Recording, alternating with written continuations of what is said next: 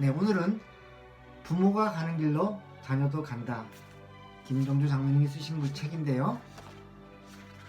이렇게 생기신 분이십니다. 이제 아시죠? 예. 자, 이분께서 쓰신 자녀 교육에 대한 책입니다. 그 중에서 제가 개인적으로 짧지만 도전을 받았던 부분이 훈계에 대한 가르침이었는데요. 그 부분을 읽어보도록 하겠습니다. 근실이 훈계하기. 근실이 훈계하기. 네, 이 대목을 읽겠습니다.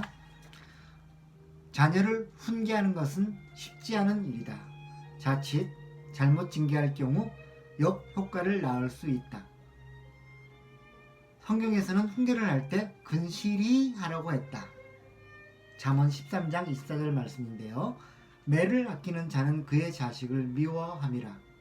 자식을 사랑하는 자는 근실히 징계하느니라. 이 말씀을 두고 체벌을 해야 된다고 주장하는 분들이 이 말씀을 근거로 삼는데, 이때 놓치지 말아야 할 말씀이 바로 이 말씀에 있는 근실이라고 하는 말씀인 것 같아요. 그거 없이 때리기만 하는 것은 오히려 상처를 줄 수 있는 것 같습니다. 저도 자녀를 키워봤지만, 지금도 키우고 있지만 그 실수를 많이 했던 것 같습니다. 근데 근실이 징계한다는 것이 무엇인지 그 다음 부분을 읽어보겠습니다. 근실이는 한자를 보겠습니다. 근실이 보이시나요? 근실. 네. 부지런하고 진실하게라는 뜻이네요. 근자는 근면할 때 하는 근자였고요. 실은 성실하다 할 때 그 실자로군요. 그러니까 부지런하고 진실하게, 성실하게 이 뜻이네요. 훈계를 할 때 성실보다는 진실이라는 뜻에 가깝겠습니다. 네, 훈계를 할 때 부지런하고 라는 말은 빠른 시간 내에 라고 풀이할 수 있다. 재미난 해석 같아요.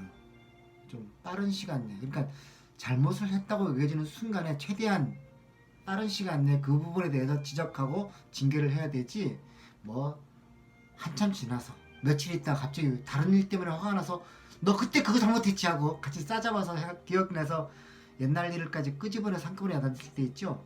그거는 오히려 아이들한테 좋지 않다는 그런 말씀 같아요. 잘못했을 때는 그때 그 자리에서 그 현장에서 이해할 수 있도록 얘기를 해야 되지, 그때는 가만히 놔뒀다가 나중에 다른 일로 무슨 뭐 트집 잡을 때 다시 끄집어내서 얘기하듯이 하는 것은 결코 부모로서 부지런한 근실한 징계 태도가 아니다, 이런 말씀 같습니다. 아니나 다를까 그 다음 문장을 읽어보겠습니다. 훈계는 적절한 때에 해야 효과가 있는데, 적절한 때란 바로 자녀가 잘못을 저지른 직후다. 훈계는 적절한 때에 해야 되는데 그 적절한 때는 자녀가 잘못을 한 바로 직후랍니다. 네. 잘못을 한 지 한참 지나 자기가 무슨 잘못을 했는지 기억조차 못하는 때에 징계하면 잘못을 들춰내는 일밖에 안 된다. 자녀의 잘못을 바로 잡고자 한다면 그 잘못을 했을 때 바로 훈계해야 효과적이다.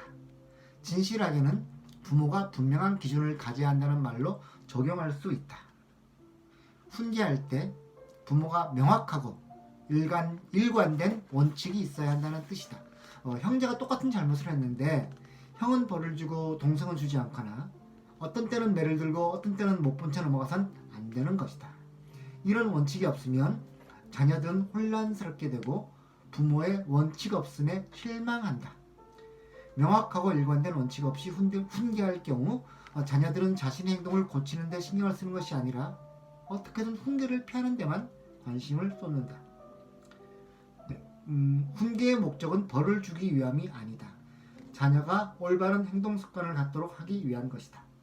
부모가 훈계에 대한 기준을 분명하게 가지고 있지 않다면 그 훈계는 이미 목적을 상실했다. 자, 부모가 가는 길로 자녀가 간다 중에서 훈계에 대한 한 대목을 읽어보았습니다.